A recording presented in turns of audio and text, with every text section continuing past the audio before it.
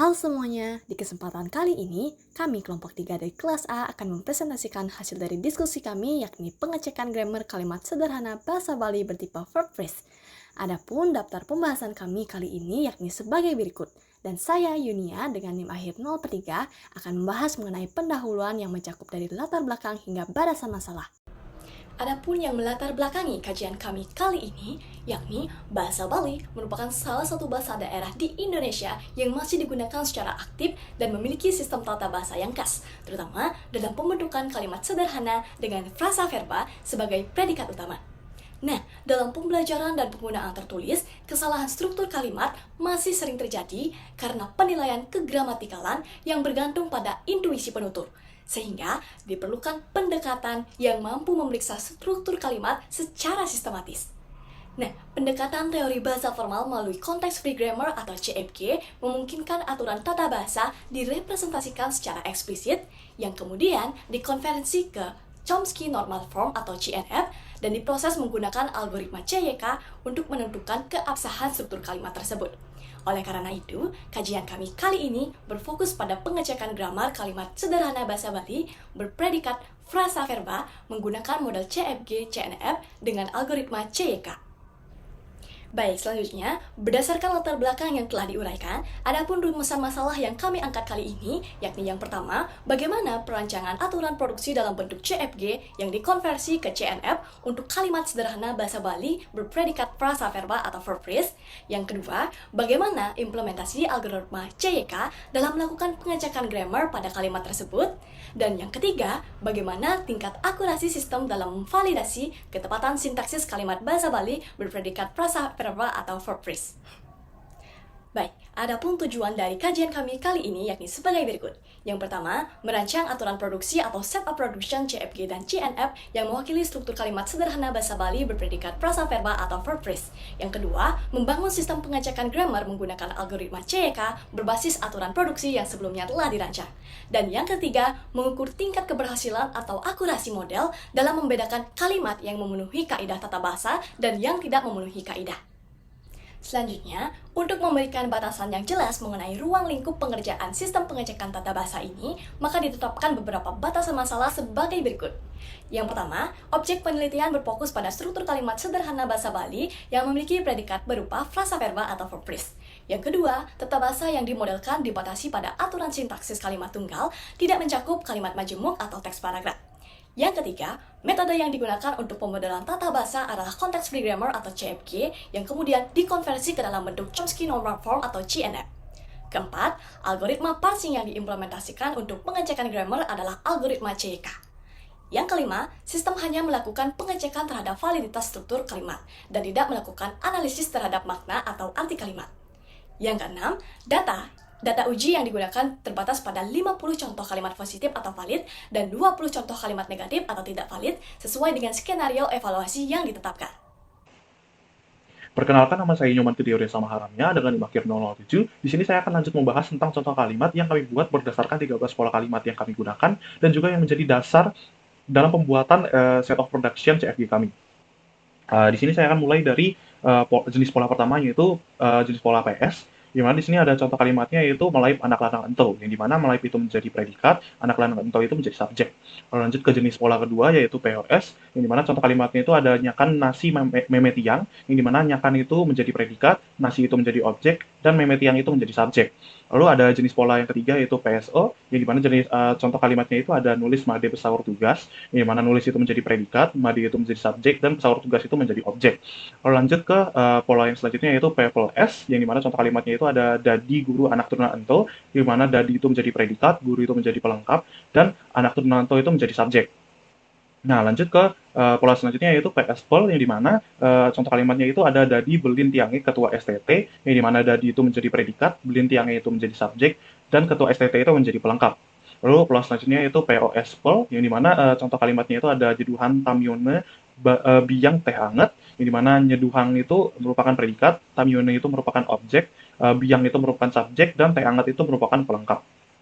Lalu pola selanjutnya itu adalah PSOPL, yang dimana contoh kalimatnya itu ada ngalihang bapa sampine padang, yang dimana ngalihang itu merupakan predikat, bapa itu merupakan subjek, sampine itu merupakan objek, dan padang itu merupakan pelengkap.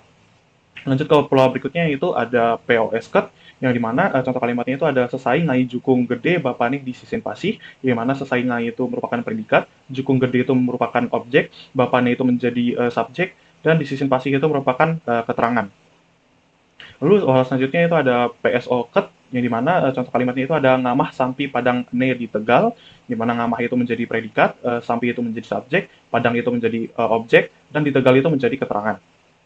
Lalu ada pola selanjutnya yaitu people esket, yang dimana contoh kalimatnya itu ada dadi tunangan lusari uli ibi, yang dimana dadi itu menjadi predikat, tunangan itu menjadi pelengkap, lusari itu menjadi subjek, dan uli ibi itu menjadi keterangan. Lalu ada pola PS pelket, dan dimana contoh kalimatnya itu ada megawe resa dadi sopir di Denpasar, di mana megawe itu merupakan predikat, resa itu menjadi subjek, dadi sopir itu menjadi pelengkap, dan di Denpasar itu menjadi keterangan.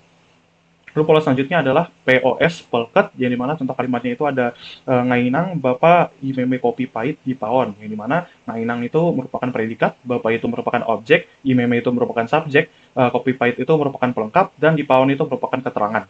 Lalu pola kalimat terakhir yaitu PSO pelket, yang dimana contoh kalimatnya itu ada ngalihang bapak imeme sang uli alase, yang dimana ngalihang itu merupakan predikat, bapak itu merupakan subjek, imeme itu merupakan objek, sahang itu merupakan pelengkap, dan uli alase itu merupakan keterangan.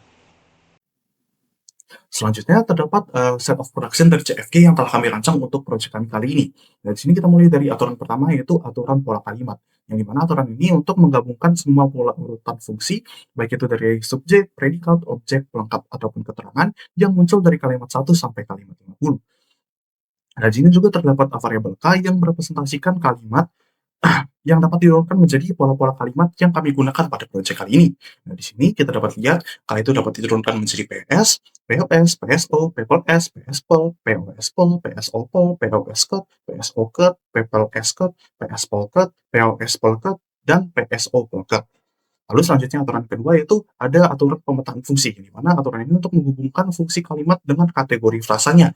Di sini juga terdapat predikat yang disimbolkan dengan P yang dapat menjadi VP, kalau ada subjek yang dapat menjadi NP, objek juga dapat menjadi NP, pelengkap dapat menjadi NP ataupun VP, keterangan dapat menjadi PP ataupun ADVP. Oke, selanjutnya kita masuk ke aturan frasa, yang dimana frasa yang kami gunakan ini ada 4, yaitu ada frasa kerja, frasa preposisi, frasa nomina, dan frasa adverbia.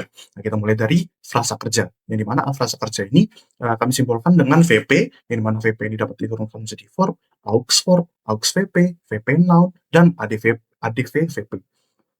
Lalu selanjutnya ada frasa preposisi yang disimbolkan dengan PP, yang dapat diturunkan menjadi prep, prep NP, PP noun, dan juga PP prop noun. Selanjutnya ada frasa nomina, di mana frasa nomina ini disimbolkan dengan NP, yang NP ini dapat diturunkan menjadi noun, pronoun, part, that, NP prop noun, NP num, NP ADJ, NP noun, NP that, dan juga NP ADJ that. Lalu yang ada frasa yang terakhir yaitu frasa adverbia yang disimbolkan dengan ADVP yang dapat diturunkan menjadi noun time, ADVP noun time, dan juga yang terakhir itu part. Oke, selanjutnya kita bahas tentang aturan leksikal atau kelas katanya, yang dimana pada kolom pertama ini merupakan variabel yang merepresentasikan kelas kata yang kami gunakan pada proyek kali ini. Nah, di sini terdapat aux yang dapat diturunkan menjadi terminal wau ataupun wau. Lalu di sini ada det yang dapat menjadi ento, tiang, punike, tiangi, nike, pare, ene. Lalu di sini ada prep yang dapat menjadi dados, di, ring, ulike. Lalu ada adv, ada yang menjadi sesai. Lalu ada dj yang menjadi cenik, rajin, lingsir, anyar, truna, gede, anget, pahit, ceri. Lalu ada verb yang dapat menjadi melahip, mekeber, ngaling, sirep, dan seterusnya. Lalu ada juga noun yang dapat menjadi anak, lanang, kedis, bapak, meme, buku, dan seterusnya. Lalu juga ada pronoun yang dapat menjadi made, koster, agus, sari, ketut, dan seterusnya. Ada juga pronoun yang dapat menjadi ipun, komang, ajus, tiang, iya. Ada num yang dapat menjadi nem. Lalu ada part yang dapat menjadi i. Dan juga yang terakhir itu ada noun time yang dapat menjadi ibi, mani, tengai, petang.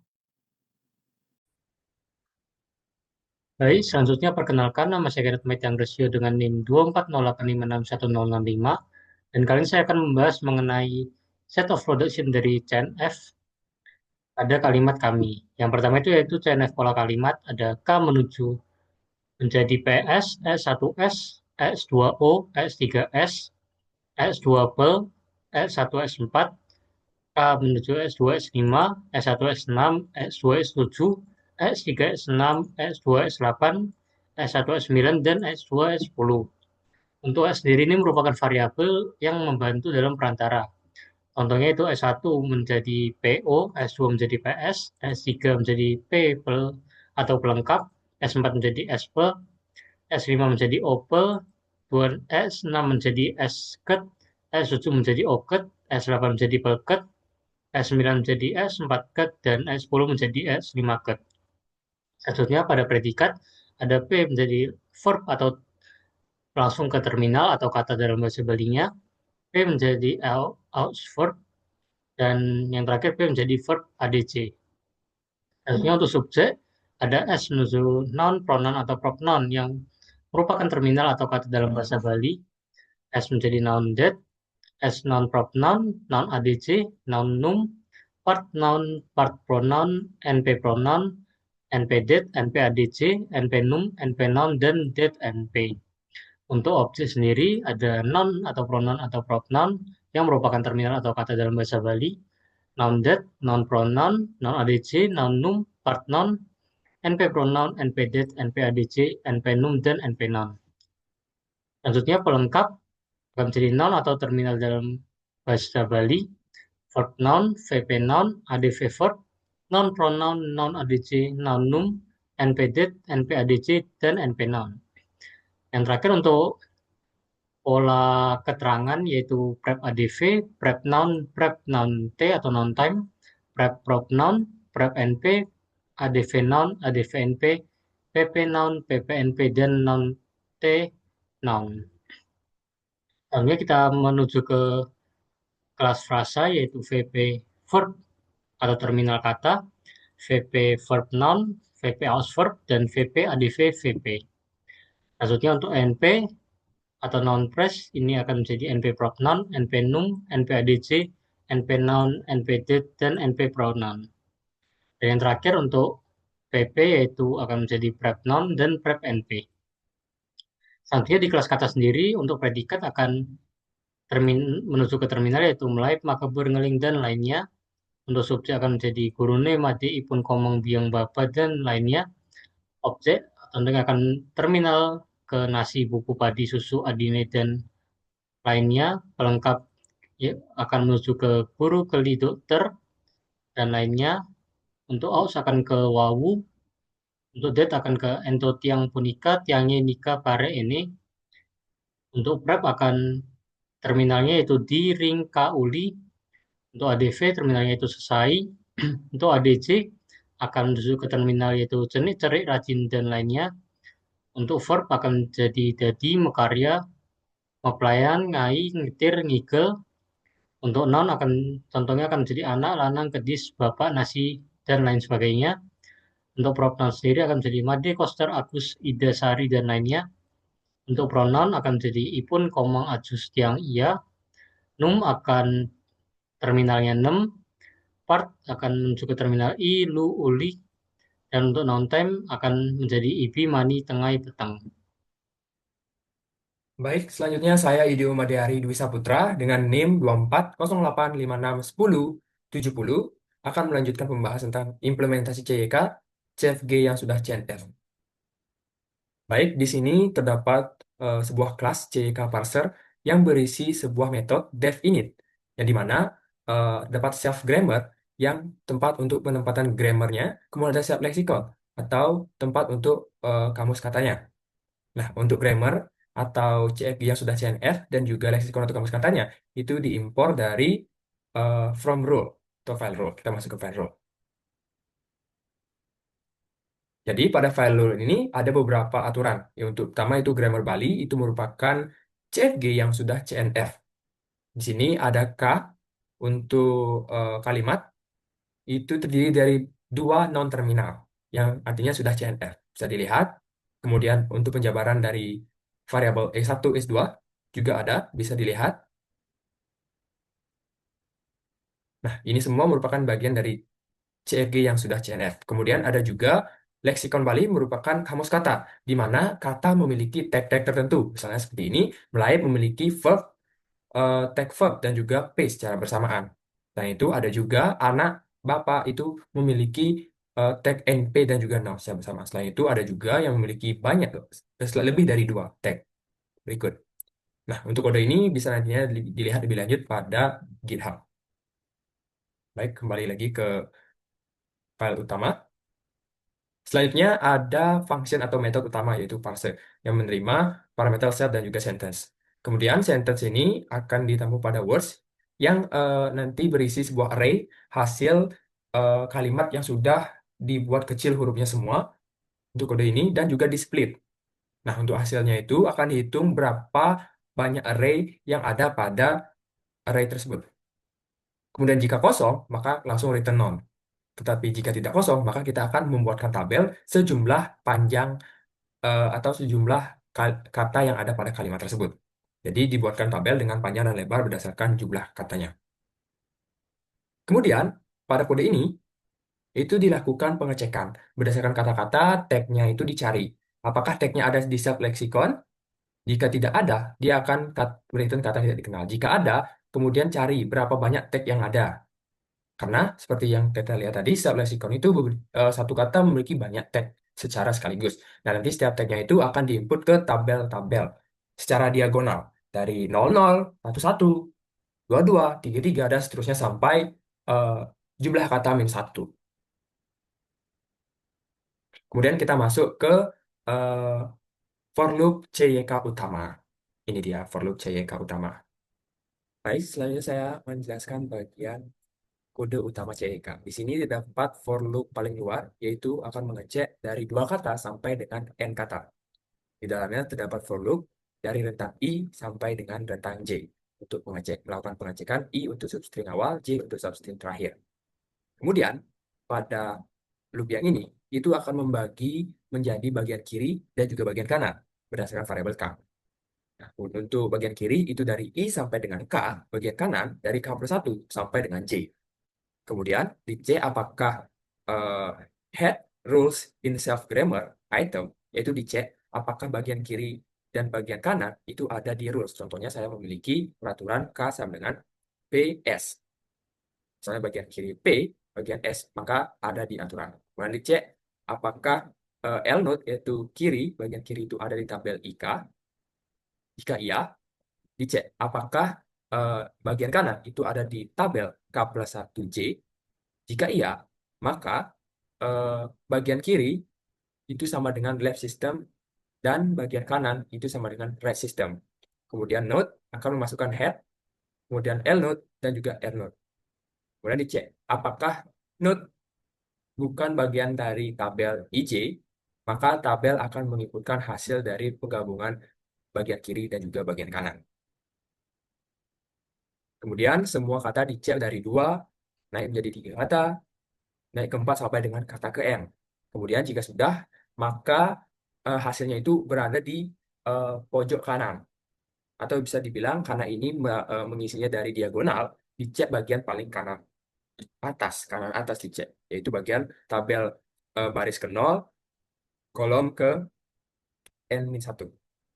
Itu dicek isinya apakah ada yang K atau kalimat, sesuai yang kita definisikan pada CFG yang sudah CNF.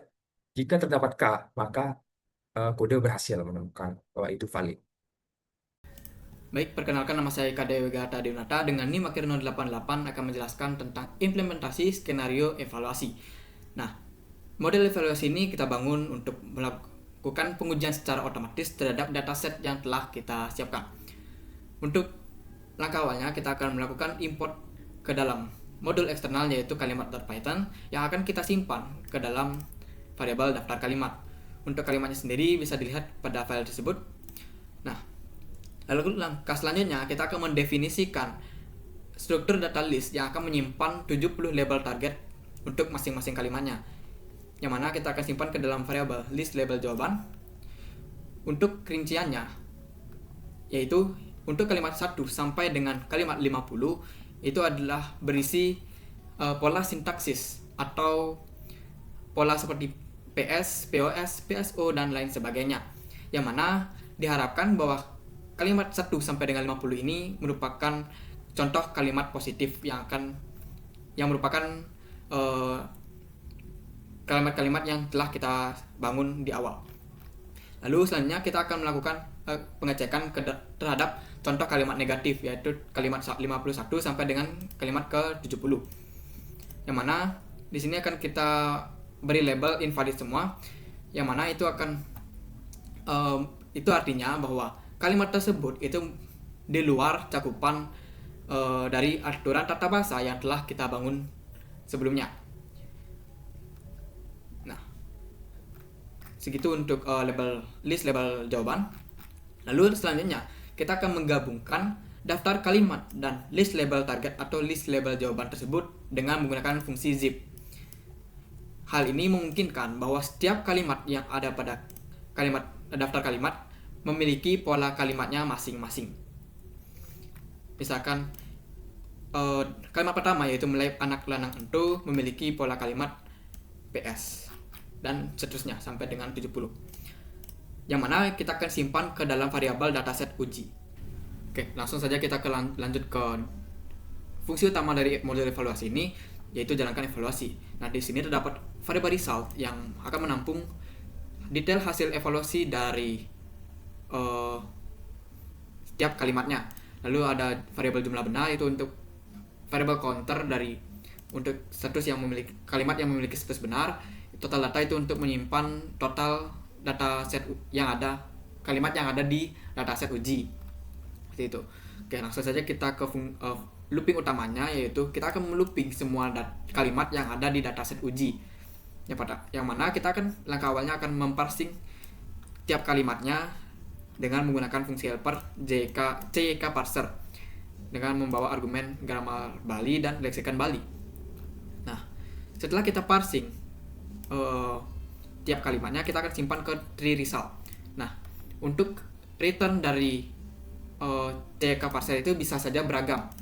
Oleh karena itu, kita perlu untuk melakukan ekstraksi pola, yang mana kita akan men-set pola terdeteksinya sebagai invalid terlebih dahulu. Lalu kita akan melakukan pengkondisian, yang dimana jika return dari parser itu mengembalikan error secara stringnya atau kata tidak dikenal gitu misalkan. Nah, maka pola terdeteksinya akan diset ke error secara leksikan. Lalu jika parser itu mengembalikan atau nge-return value-nya sebagai none atau on parsing-nya tidak terbentuk, maka pola terdeteksinya akan diset ke invalid secara struktur. Nah, lalu pengkondisian secara else, atau ini artinya return dari parser itu mengembalikan on parsing, yang mana itu artinya pola kalimat tersebut merupakan contoh kalimat yang positif. Maka lalu kita akan mengekstraksi pola dari kalimat tersebut menggunakan fungsi helper get pattern string, yang mana kita akan langsung simpan ke raw pattern. Dan untuk pola terdeteksinya itu kita akan set ke sesuai dengan pola kalimat tersebut. Untuk get pattern string sendiri itu bisa dicek di baris ke-98 dari modul evaluasi ini.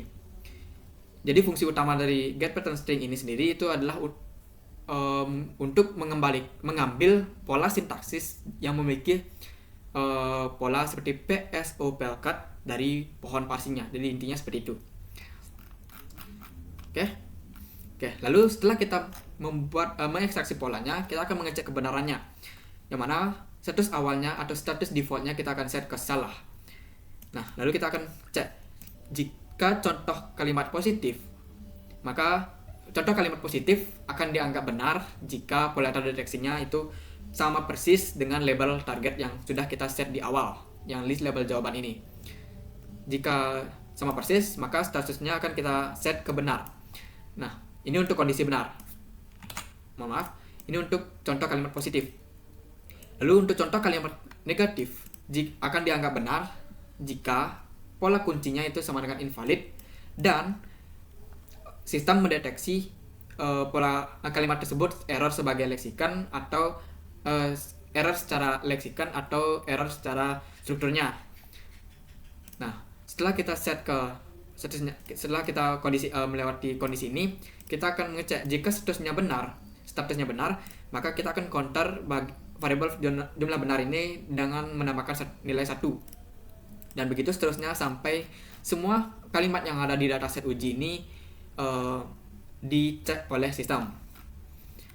Oh ya, untuk hasilnya sendiri akan disimpan ke list result, yang mana nanti ada nomor, kalimat, target, dan terdeteksi dan statusnya sendiri. Itu. Oke, itu untuk groupingnya.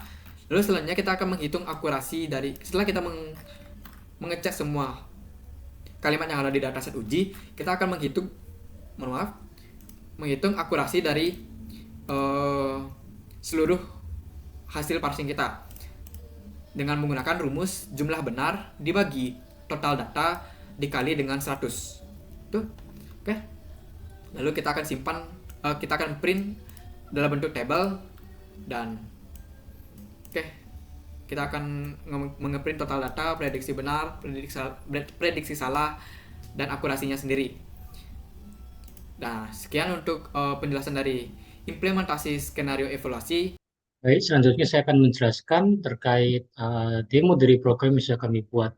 Di sini terdapat beberapa fitur. Yang pertama itu user dapat menginputkan kalimat dalam bahasa Bali, lalu bisa menekan tombol untuk menganalisis struktur yang ada, dan hasilnya nanti akan bisa dilihat dalam bentuk log atau status dan juga visual tree. Contohnya untuk kalimat pertama yaitu melaip anak lanang ento. Saat tombol ditekan maka akan tertera tulisan valid atau diterima, dan untuk visual tree-nya dapat dilihat yaitu dari variabel-variabel yang merupakan kata tersebut. Misal P untuk melaip, noun untuk anak, noun dan lanang, dan juga date untuk ento. Dan bisa dilihat di status terdapat beberapa hasil yaitu kalimatnya melaip anak lanang ento, jumlah katanya 4, statusnya valid, dan pola kalimatnya PS atau predikat subjek. Dan selanjutnya misal contoh yang lainnya yaitu milik Aji Koster Pramobaline terus gubernur. Maka dapat dilihat valid untuk hasil analisisnya itu jumlah katanya 7 kata, statusnya valid, dan pola kalimatnya itu PSO lengkap. Dan untuk visual tree-nya yaitu sebagai berikut. Dari K ke S2 S5, S2 PS, P mili, SNP propnon, NPAC propnon koster.